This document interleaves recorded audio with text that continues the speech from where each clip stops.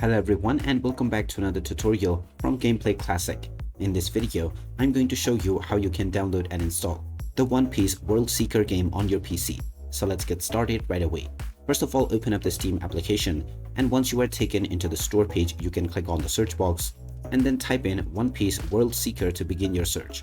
Once you find the game, you can click on it, and this will take you into the game page where you can check out the trailer as well as the reviews. Scroll down and click on the Add to Cart button alongside your preferred bundle or edition.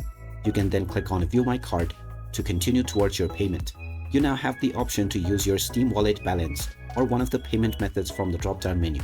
Then after filling up all of your credentials and completing the transaction, the game will be added to your library. You can then complete the installation with just a few clicks after choosing your directory. Once that is done, you can start enjoying the One Piece World Seeker game on your PC. So there you have it. That is how easy it is. If you find this video helpful, don't forget to hit that like button and subscribe to our channel for more useful tips and tutorials. Thanks for watching, and I will see you again in the next video.